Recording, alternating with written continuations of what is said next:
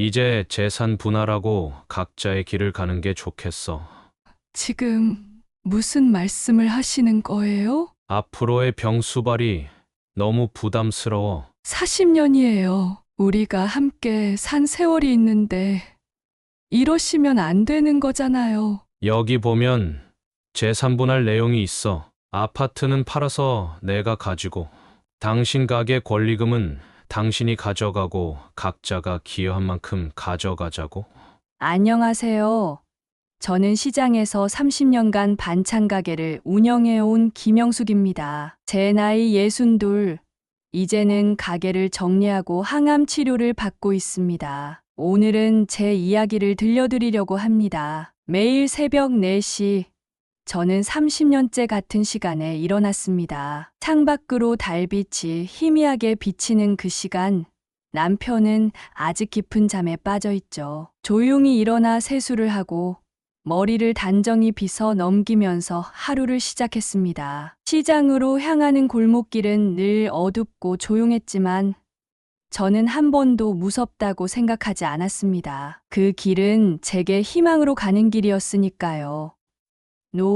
가게에 도착하면 제일 먼저 전날 절여둔 배추를 물에서 건져 물기를 빼고 미리 담가둔 멸치에서 육수를 우렸습니다. 시장 안에는 벌써 장사 준비로 분주한 상인들의 발걸음 소리가 들렸습니다. 저는 육수로 국을 끓이고 생선을 조리고 멸치를 볶았습니다. 갓 볶은 멸치에서 고소한 향이 퍼지면 지나가는 사람들이 저절로 발걸음을 멈췄죠. 남편이 중학교 교사였기에 우리 가정은 겉으로 보기엔 평범한 중산층이었습니다. 하지만 새들어 살던 반지하에서 아파트로 이사할 수 있었던 건 제 반찬 가게 덕분이었죠. 매일 새벽부터 밤늦게까지 발로 뛰며 번 돈을 한 푼, 두 푼 모아왔습니다. 사장님 반찬은 뭐가 달라도 달라요. 우리 아들이 다른 반찬은 안 먹어도 사장님 멸치볶음은 밥 한 그릇 뚝딱 해요. 칭찬을 들을 때마다 더 맛있는 반찬을 만들어야겠다는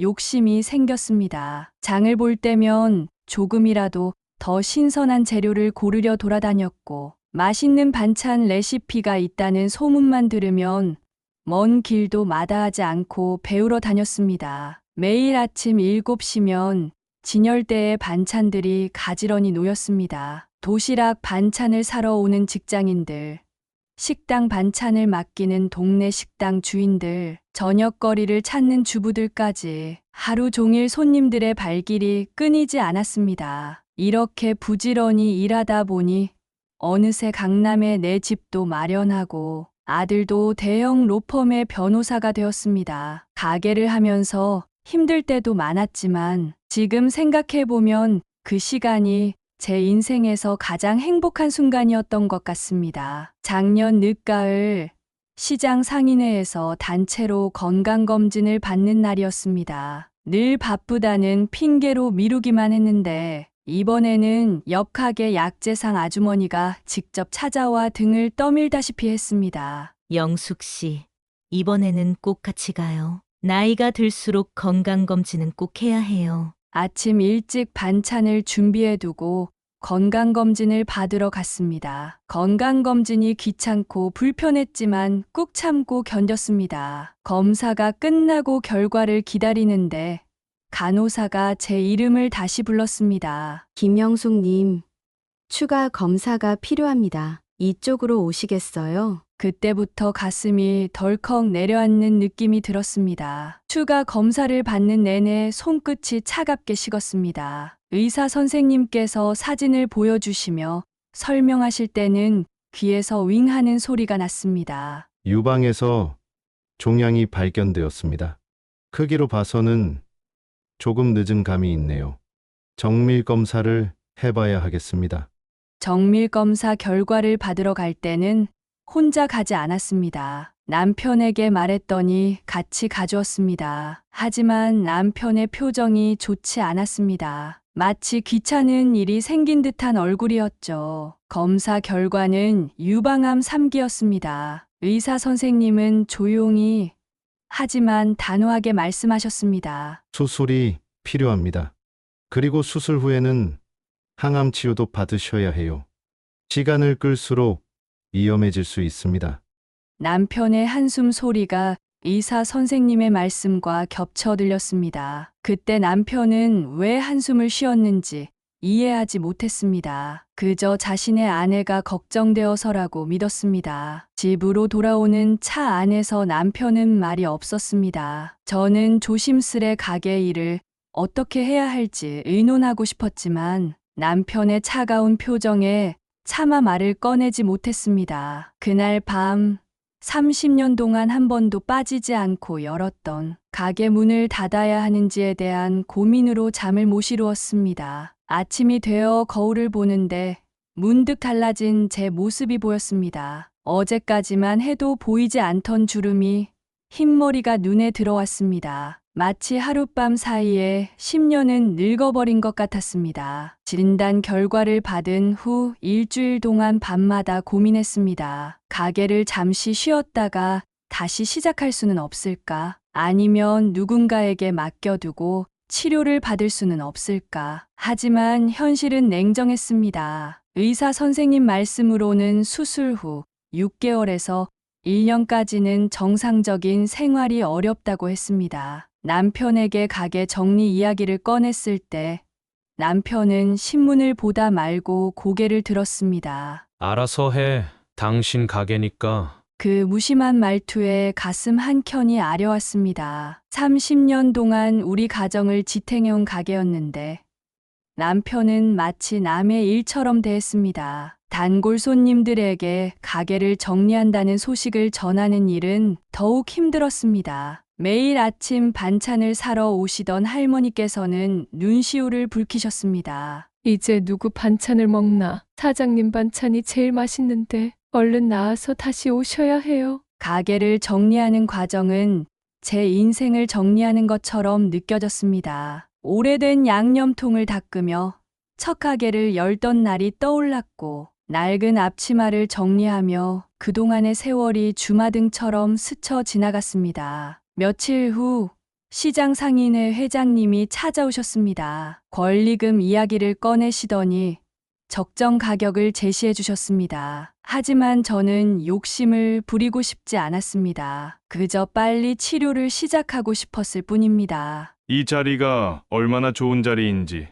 제가 알지 않습니까? 시세대로 받으셔야죠. 마지막 장사를 하던 날 평소보다 일찍 재료를 준비했습니다. 모든 반찬을 정성껏 만들었습니다. 마지막이니까 더 맛있게, 더 예쁘게 만들고 싶었습니다. 찾아오는 단골 손님들마다 눈물바다가 되었습니다. 문을 닫기 전 가게를 한 바퀴 돌아보았습니다. 빈 진열대, 말끔히 정리된 주방, 반짝반짝 광이 나는 스테인리스 싱크대까지 모든 것이 처음 시작할 때처럼 깨끗했습니다. 다만 30년이라는 세월의 흔적만이 제 마음 한켠에 깊이 새겨져 있을 뿐이었습니다. 가게 문을 마지막으로 잠그면서 깨달았습니다. 이제 제 앞에 놓인 것은 암과의 싸움이라는 새로운 시작이라는 것을. 수술 날짜가 잡혔습니다. 12월의 마지막 주.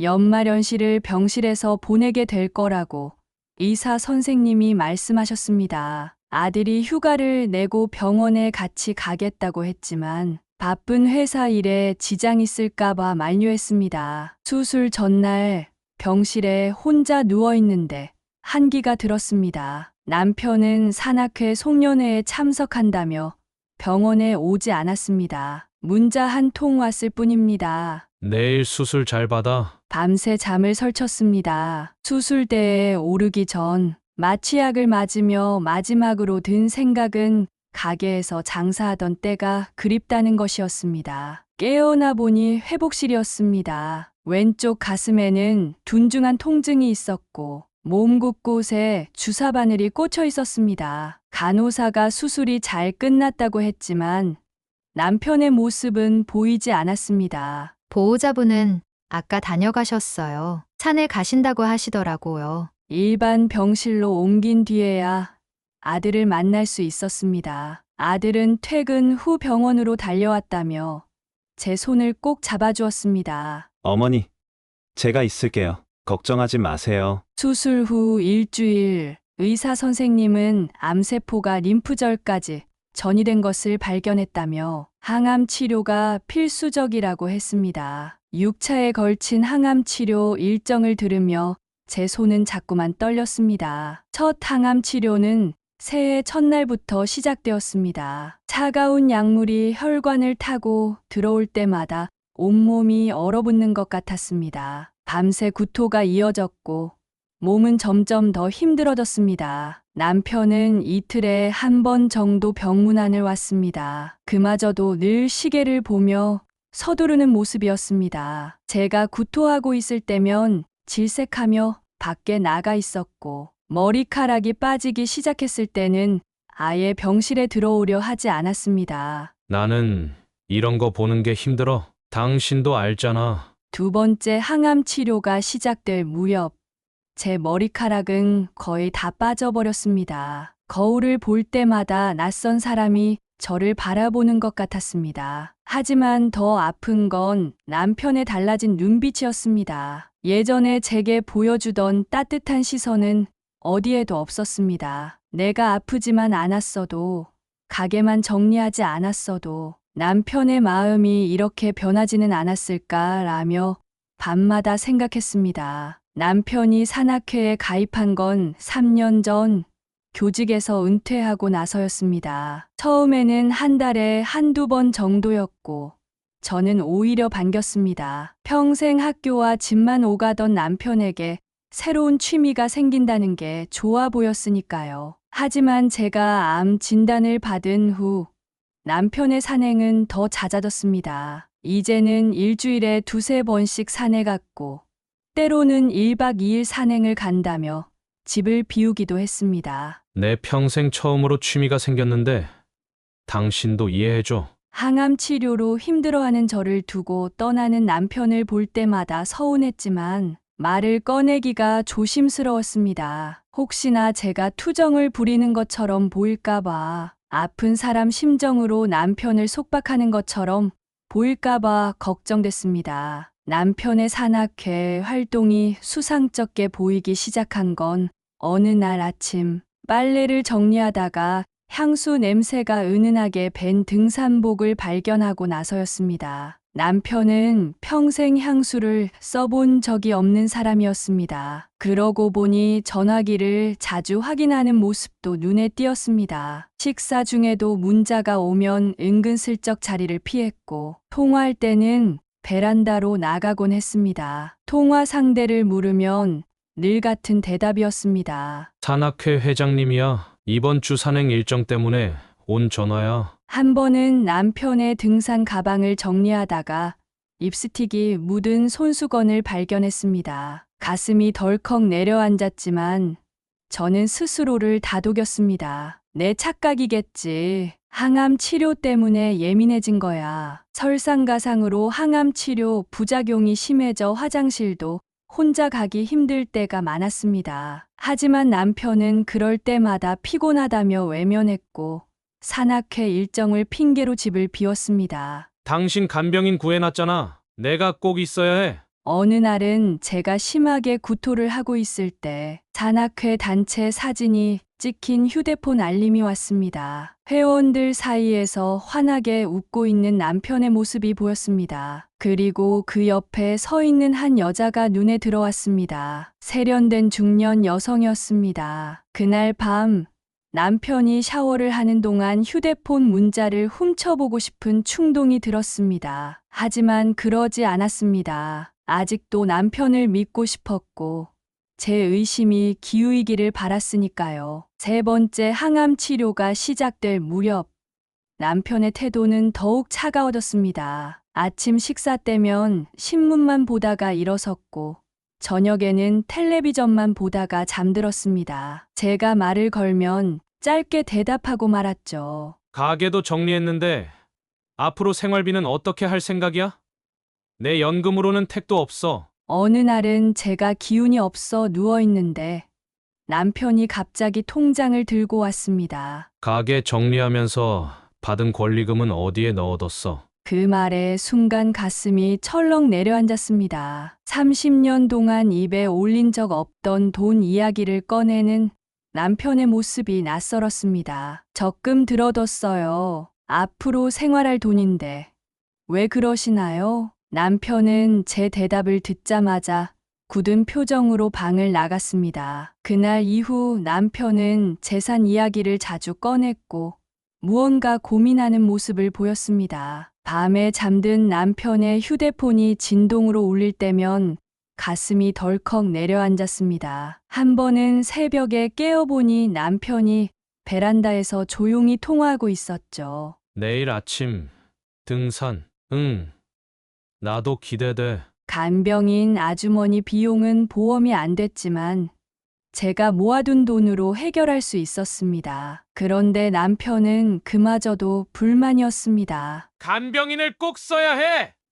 돈도 돈이지만 남이 집에 있는 거 불편해. 간병인 아주머니가 절 씻겨주실 때 문득 거울에 비친 제 모습이 한없이 초라해 보였습니다. 빠진 머리카락, 야위어가는 얼굴, 까맣게 변한 손톱, 남편이 절 외면하는 게 이해가 되기도 했습니다. 하지만 남편의 태도는 점점 더 냉랭해졌습니다. 제가 밤에 통증 때문에 신음할 때면 짜증을 내며 다른 방으로 가버렸고 앞으로의 생활비 이야기만 나오면 한숨부터 쉬었습니다. 그러던 어느 날 남편의 등산 배낭을 정리하다가 영수증 하나를 발견했습니다. 시내 유명 레스토랑의 저녁 식사 영수증이었습니다. 날짜는 제가 2번째 항암 치료로 심하게 아팠던 날이었죠. 2인분 주문에 와인까지 나이트 커플 세트 메뉴였습니다. 손이 떨려왔습니다. 이제는 더 이상 의심이 아니었습니다. 하지만 제가 할 수 있는 게 없었습니다. 암과 싸우느라 이미 지쳐 있었고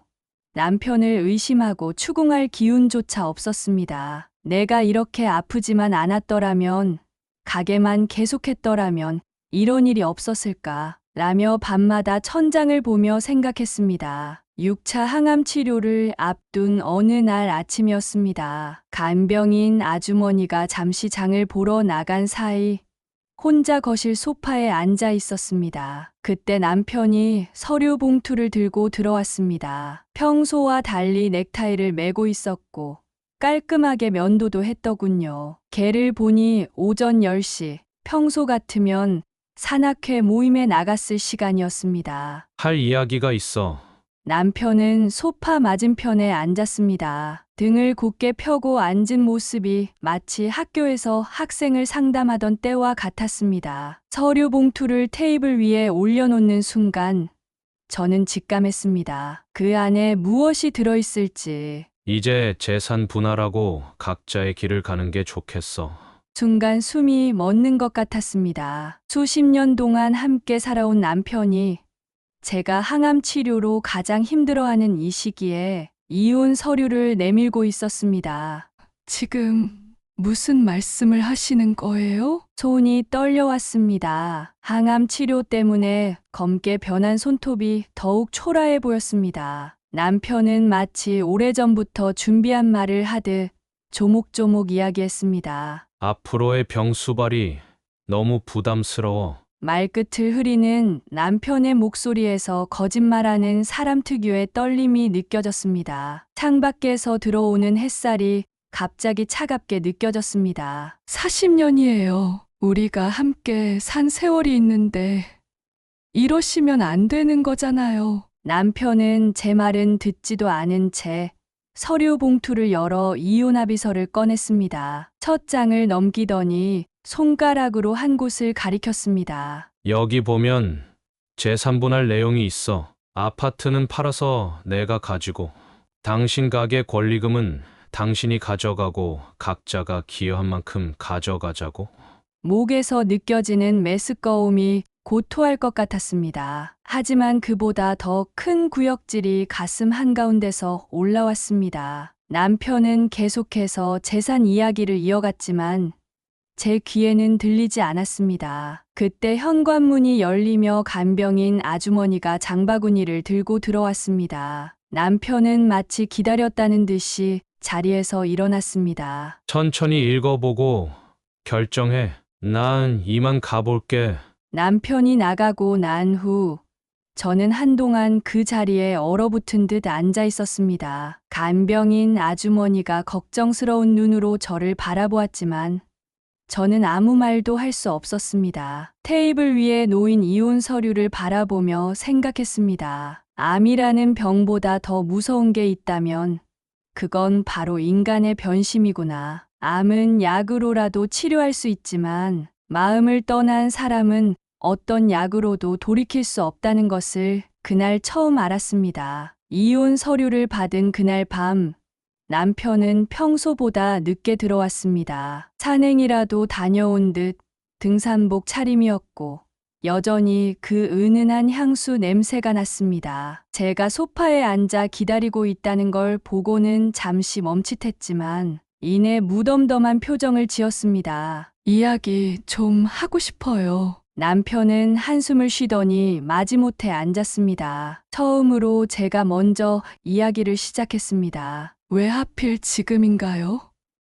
제가 이렇게 아픈 상황인데 치료 끝날 때까지 기다려줄 순 없었나요? 남편은 창밖만 바라보며 대답했습니다. 오히려 지금이어야 해. 당신도 이제 치료 끝나가잖아. 앞으로 각자 새로운 삶을 살아야지. 남편을 바라봤습니다. 40년을 함께 살았지만 이렇게 낯선 눈빛은 처음이었습니다. 새로운 삶이요? 혹시 다른 사람이 생긴 건가요? 남편의 얼굴이 순간 굳었습니다. 손가락으로 소파 팔걸이를 문지르며 대답을 피했습니다. 그 모습에서 이미 답을 읽을 수 있었습니다. 산악회에서 만난 분인가요? 이번에는 남편이 확연히 당황하는 기색을 보였습니다. 제 추측이 맞았던 겁니다. 남편은 자리에서 벌떡 일어났습니다. 당신에게 이야기할 의무는 없어. 우린 이제 남이 될 사람들이니까. 그 말이 가슴을 파고들었습니다. 남이 될 사람들이라니 불과 몇 시간 만에 40년 부부가 남이 된다는 게 이렇게 쉬운 일인가요? 40년 동안 저는 당신 곁에서 한 번도 다른 생각해 본 적 없어요. 가게 할 때도 아플 때도. 남편의 얼굴이 일그러졌습니다. 그만의 과거 얘기 꺼내면서 동정을 유발하지 마. 난 이미 결정했어. 제 마음 속 깊은 곳에서 무언가가 산산조각 나는 소리가 들리는 것 같았습니다. 남편은 계속해서 말을 이었습니다. 퇴직하고 나서 많이 생각했어. 이제 나도 나만의 행복을 찾고 싶어. 당신과 함께라면 그건 불가능할 것 같아. 나만의 행복이라는 말이 가슴을 파고들었습니다. 우리의 40년은 그에게 행복이 아니었던 걸까요? 목소리가 떨리기 시작했습니다. 그럼 제가 암에 걸리지만 않았어도 계속 함께 했을 건가요? 남편은 고개를 저었습니다. 아니, 그렇진 않았을 것 같아. 그 말을 끝으로 남편은 방으로 들어가 버렸습니다. 저는 한동안 그대로 앉아 있었습니다. 창밖으로 보이는 달빛이 유난히 차갑게 느껴졌습니다. 40년이란 세월이 한순간에 무너져 내리는 소리를 들으며 이제는 돌이킬 수 없다는 것을 깨달았습니다. 이혼 이야기가 나온 후 처음으로 통장 잔고를 꼼꼼히 확인해 보았습니다. 다행히 실비보험이 있어 치료비 부담은 크지 않았지만 앞으로의 생활이 걱정되기 시작했습니다. 간병인 아주머니를 마주하는 게 미안해졌습니다. 아무리 적금을 붓고 보험을 들어뒀다 해도 혼자서 이 모든 걸 감당하려면 빠듯할 것 같았습니다. 사모님, 오늘은 죽 드실래요? 밥 드실래요? 늘 하던 질문인데 이날따라 눈물이 났습니다. 앞으로 얼마나 더 간병인 아주머니의 도움을 받을 수 있을까 하는 생각이 들었기 때문입니다. 그날 저녁 식탁에 앉아 가계부를 펼쳤습니다. 한 달 생활비, 간병인 비용, 병원 방문 시 택시비, 영양제와 보조식품 값까지 숫자를 적어내려가는 손이 떨렸습니다. 남편은 이혼 서류와 함께 위자료, 포기각서도 요구했습니다. 30년 동안 모아온 가게 통장을 보며 마음이 무거워졌습니다. 이 돈으로 얼마나 버틸 수 있을까? 아주머니, 이제 매일 오시지 마시고 이틀에 한 번만 와주시면 안 될까요? 간병인 아주머니는 제 얼굴을 걱정스럽게 바라보았습니다. 힘드실 텐데 혼자 어떻게 하시려고요? 남편은 이제 거실 소파에서 잠을 잤습니다. 아침이면 일찍 나가고 밤늦게 들어왔습니다. 식사비가 줄어든 건 다행이지만 혼자 먹는 밥상이 너무 쓸쓸했습니다. 약국에서 영양제를 고르다가 가격표를 보고 한숨이 나왔습니다. 이제는 이것도 줄여야 하나 고민되기 시작했습니다. 통장 잔고를 보며 계산기를 두드렸습니다. 가게 권리금으로 받은 돈, 그동안 모아둔 적금, 이혼하고 나면 이 돈으로 새 집도 구해야 하고 생활비도 해결해야 했습니다. 밤에 잠이 오지 않았습니다. 창밖 달빛을 보며 생각했습니다. 30년 동안 한 번도 돈 걱정해 본 적 없었는데 이제는 매일 통장 잔고를 확인하는 제 모습이 낯설기만 했습니다. 문득 반찬 가게를 하며 받았던 현금들이 떠올랐습니다. 그때 조금이라도 더 저축해둘 걸, 보험을 더 들어둘 걸 하는 후회가 밀려왔습니다. 하지만 이내 고개를 저었습니다. 아무리 돈을 더 모았어도 남편의 마음은 돌아오지 않았겠지요. 어느 날 치료 후유증으로 힘들어 집에서 쉬고 있는데 현관 초인종이 울렸습니다. 간병인 아주머니가 문을 열어보니 옛날 단골 손님이 찾아오셨습니다. 선생님 댁에 찾아와서 죄송해요. 하지만 제가 꼭 드릴 말씀이 있어서요. 20년 넘게 반찬을 사 가시던 분이었습니다. 지금은 다른 동네로 이사 가셨다는데 일부러 절 찾아오셨다고 했습니다. 어머, 이렇게 찾아와 주시고 앉으세요.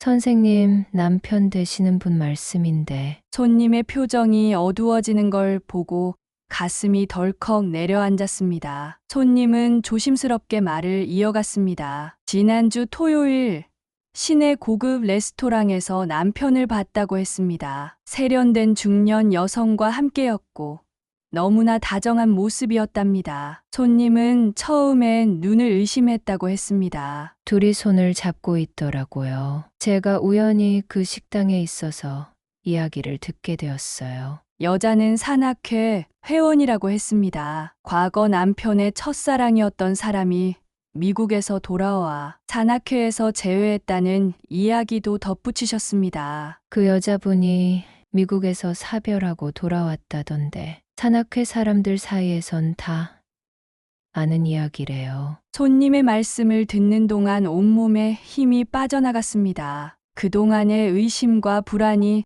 하나둘씩 실체를 드러내는 것 같았습니다. 은은한 향수 냄새, 잦아진 산행, 늦은 귀가, 차가워진 태도, 모든 것이 이제야 설명이 되었습니다. 선생님이 이렇게 치료받고 계시는데 너무하시는 거 아닙니까? 이걸 알고도 모른 척하고 넘어가는 게 선생님께 너무 죄송해서 찾아왔어요. 손님은 휴대폰을 꺼내더니 사진을 보여주셨습니다. 식당 안의 모습이 흐릿하게 찍혀 있었지만 남편의 뒷모습은 분명했습니다. 그리고 그 맞은편에 앉아있는 세련된 여성의 모습도. 사진은 문자로 보내주세요. 정말 감사합니다. 손님이 돌아가신 후 소파에 한동안 그대로 앉아 있었습니다. 창밖으로 노을이 지고 있었습니다. 문득 남편이 그토록 급하게 이혼을 서두른 이유를 알 것 같았습니다. 새로운 사랑을 위해 40년을 함께한 아픈 아내는 하루빨리 정리하고 싶었던 거겠지요. 손님이 다녀가신 후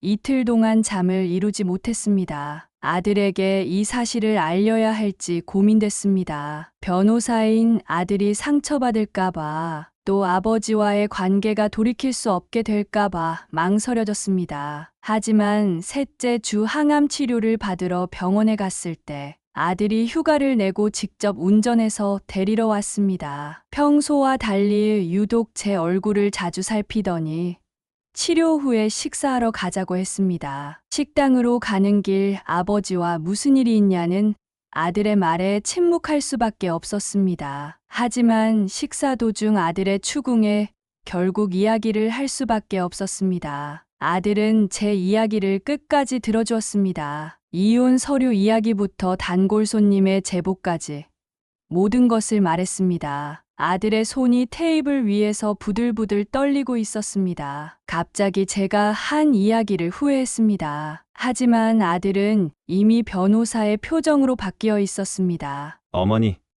이제부터는 제가 나서겠습니다. 아버지가 요구하신 위자료 포기각서는 절대 쓰시면 안 됩니다. 아들은 수첩을 꺼내 뭔가를 적기 시작했습니다. 산악회 회원들의 연락처도 필요하다고 했고 단골 손님의 연락처도 여쭤봤습니다. 어머니가 30년간 가게 하면서 번 돈이에요. 재산 분할도 공정하게 해야 합니다. 무엇보다 불륜 사실이 있다면 이혼 과정에서 중요한 변수가 됩니다. 아들의 차분한 목소리에 마음이 조금 놓였습니다. 하지만 한편으로는 더 마음이 아팠습니다. 내 아들이 아버지를 상대로 이혼 소송을 준비해야 한다는 사실이 너무 비참했습니다. 아들은 제 손을 꼭 잡았습니다. 아니요.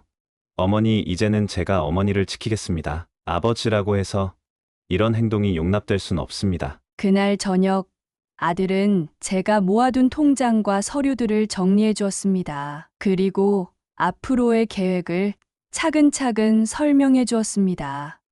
든든했습니다. 그동안 아들이 힘들어 할까봐 말을 꺼내지 못하고 있었는데 이제야 마음 한켠이 조금 가벼워지는 것 같았습니다. 아들은 변호사다운 침착함으로 증거 수집을 시작했습니다. 먼저 산악회 회원들의 연락처를 확보했습니다. 예전 제 가게 단골 손님이었던 산악회 총무님을 통해서였습니다. 총무님은 흔쾌히 도움을 주셨고 그동안 있었던 일들을 상세히 알려주셨습니다. 남편과 그 여자는 늘 산행 때마다 둘만의 시간을 가졌다고 했습니다. 다른 회원들과 어울리지 않고 따로 움직였죠. 때로는 산행이 끝난 후에도 둘이서만 식사를 하러 갔다고 합니다. 총무님이 건네준 산악회 앨범에는 지난 1년간의 기록이 고스란히 담겨 있었습니다. 매번 찍은 단체 사진 속에서 남편과 그 여자는 늘 나란히 서 있었습니다. 결정적인 증거는 뜻밖의 곳에서 나왔습니다. 아들이 살피던 남편의 신용카드 내역에서 수상한 점을 발견한 것입니다. 제가 두 번째 항암 치료를 받던 날 시내 고급 호텔에 숙박 영수증이 있었습니다. 게다가 근처 백화점에서 여성용 선물을 구입한 내역도 함께 있었죠. 아들은 모든 증거를 깔끔하게 정리했습니다. 산악회 회원들의 증언, 카드 사용 내역, 단체 사진들, 그리고 호텔 영수증까지 한 장 한 장 정리될 때마다 30년 세월이 무너지는 소리가 들리는 것 같았습니다. 법정에 제출할 자료들을 챙기면서 아들의 손이 미세하게 떨리는 것을 보았습니다. 변호사로서는 완벽한 증거를 확보했지만 아들로서는 아버지의 배신을 증명해야 하는 고통스러운 순간이었을 것입니다. 밤늦게까지 자료를 정리하던 아들이 마지막 서류를 덮으며 한마디를 했습니다. 이제 법정에서 만나시죠. 그 말에 담긴 무게가 가슴을 짓눌렀습니다. 이제 돌이킬 수 없는 강을 건너고 있다는 것을 실감했습니다. 첫 재산분할 협의는 시내 한 법무법인 회의실에서 시작되었습니다. 아들은 회의실로 들어갔고 남편 측 변호사도 두툼한 서류 뭉치를 들고 자리에 앉았습니다. 저는 회의실 유리창 너머로 그 모습을 지켜보았습니다. 남편 측에서 내민 첫 제안은 아파트 55분할이었습니다. 30년 동안 제가 반찬 가게를 하며 보탬 기여도는 전혀 고려하지 않은 숫자였죠. 게다가 위자료는 한 푼도 줄 수 없다며 오히려 제 병원비 지출 때문에 남편의 퇴직금이 줄어들었다고 주장했습니다. 실질적인 재산 형성은 남편분의 급여로 이루어졌다고 봐야 하지 않을까요? 그 말을 듣는 순간 가슴 한켠이 무너져 내렸습니다. 30년 동안 매일 새벽부터 밤늦게까지 반찬을 만들며 번 돈으로 아파트 대출금을 꾸준히 갚아온 세월을 어떻게 이렇게 쉽게 부정할 수 있단 말입니까? 아들이 들고 온 자료들이 테이블 위에 가지런히 놓였습니다. 그동안 제가 납부한 아파트 대출금 상환 내역, 가계 적금 통장, 권리금 영수증까지 모든 자료가 준비되어 있었습니다. 하지만 남편 측 변호사는 이런 자료들의 신빙성을 문제 삼았고 현금 장사의 특성상 정확한 소득 파악이 어렵다며 의문을 제기했습니다. 첫 협의는 그렇게 평행선을 그린 채 끝났습니다. 집으로 돌아오는 차 안에서 아들은 긴 한숨을 내쉬었습니다. 저는 창밖으로 고개를 돌렸습니다. 퇴직금이나 연금처럼 깔끔하게 정리된 서류가 없다는 이유로 제 30년 세월이 이렇게 쉽게 부정당하는 현실이 서글펐습니다. 두 번째 협의를 앞두고 남편의 태도가 돌변했습니다. 아들을 통해 협상을 하던 남편은 어느 날 갑자기 집으로 찾아왔습니다. 한밤중이었고 술 냄새가 짙게 났습니다. 당신이 나를 이렇게 막다른 길로 모는군. 그날 이후 남편 측의 태도는 더욱 공격적으로 변했습니다. 두 번째 협의에서 남편 측 변호사는 새로운 주장들을 꺼내들었습니다. 제가 반찬 가게를 하면서 매출을 숨겼을 것이라는 의심부터 세무서 신고 내역까지 들춰내며 제 재산 형성 과정에 의문을 제기했습니다. 30년 동안 성실하게 장사하며 한 푼 두 푼 모았던 돈이 마치 불법으로 번 돈처럼 취급되었습니다. 하지만 이때 아들이 결정적인 증거들을 제시했습니다. 호텔 영수증, 산악회 회원들의 증언, 카드 내역, 단체 사진까지 불륜의 증거가 하나둘 공개되자 남편 측의 기세가 꺾였습니다. 세 번째 협의에서 그들은 마침내 태도를 바꾸었습니다. 최종 합의는 예상보다 빨리 이루어졌습니다. 아파트는 80일로 분할하고 퇴직금과 개인 연금은 남편의 몫으로, 가계 적금과 권리금은 제 몫으로 인정받았습니다. 추가로 위자료 1억을 받기로 했습니다. 합의서에 도장을 찍는 순간 이상하게도 마음이 편안해졌습니다. 도장을 찍으며 생각했습니다. 30년 전 처음 가게 문을 열던 날의 설렘도, 아파트 계약서에 도장 찍던 날의 기쁨도 이제는 모두 지나간 일이 되었다고요. 제3분할 합의를 마치고 일주일이 지났을 때였습니다. 병원 로비에서 마주쳤습니다. 남편의 첫사랑이라는 그 여자였습니다. 세련된 옷차림에 화장도 진했습니다. 제가 항암 치료로 빠진 머리카락을 가리려 쓴 모자와는 대조적이었죠. 그제야 기억났습니다. 20살 때 같은 동아리에서 만났던 그 얼굴. 남편과 그녀가 가까웠다는 걸 알았지만 그때는 별로 신경 쓰지 않았습니다. 제가 남편의 선택을 받았다고 생각했으니까요. 그녀는 마치 오래된 친구를 만난 듯 자연스럽게 말을 걸어왔습니다. 미국에서의 생활, 사별 후의 외로움, 우연히 만난 남편과의 재회까지 마치 로맨스 소설의 한 장면처럼 이야기했습니다. 제 존재는 그녀의 이야기에서 한 줄의 각주도 되지 못했습니다. 저는 그저 듣고만 있었습니다. 혀끝까지 올라오는 말들을 삼켰습니다. 30년 전에 제가 그랬듯 지금의 그녀도 자신이 선택받은 사람이라고 믿는 것 같았습니다. 하지만 이제는 알았습니다. 남편에게 우리는 모두 한때의 선택일 뿐이라는 것을. 집으로 돌아오는 택시 안에서 창밖을 바라보았습니다. 항암 치료로 지친 제 모습이 유리창에 비쳤습니다. 문득 웃음이 났습니다. 그녀의 세련된 모습도,